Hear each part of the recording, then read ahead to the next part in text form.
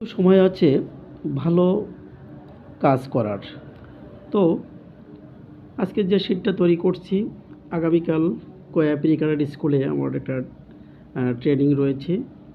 অবশ্য শিক্ষকদের সাথে আমরা একসাথে বসে আলোচনার মাধ্যমে হাতের লেখাকে কীভাবে আমরা সৌন্দর্য বৃদ্ধি করতে পারি সে বিষয়ে আমরা পরামর্শ নেব সবাই মিলে।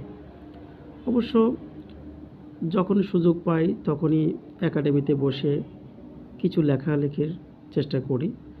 আজ তেমনিভাবে এখানে বসে আমার বর্ণমালা হ্যান্ডরাইটিং একাডেমিতে বসে আমি কাজ করে চলেছি। আগামীকাল একটা ক্লাস আছে, ছুটি, এজন্য টিচারদের সাথে মত বিনিময় হবে।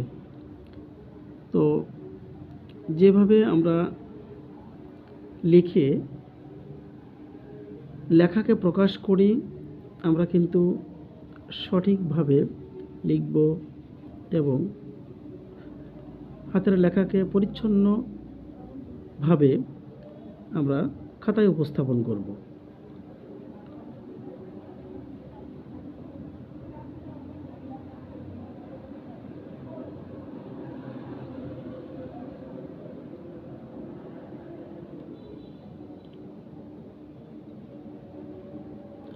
প্রথমে কম্পিউটারে এই শিটটা অবশ্য তৈরি করেছি। তারপরে এখানে আমি প্রত্যেকটা বর্ণ লিখে রেখেছি। আগামীকাল টিচারদের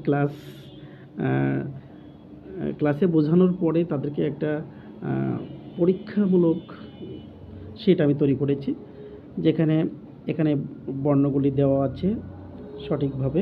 পাশাপাশি টিচাররা অবশ্য এখানে 2টি করে বর্ণ লিখবে।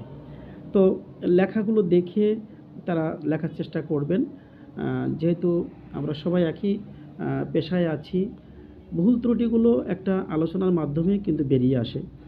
তো চেষ্টা, কোয়া প্রি ক্যাডেট স্কুল থেকে আমাকে ফোন করেছিলেন। অবশ্য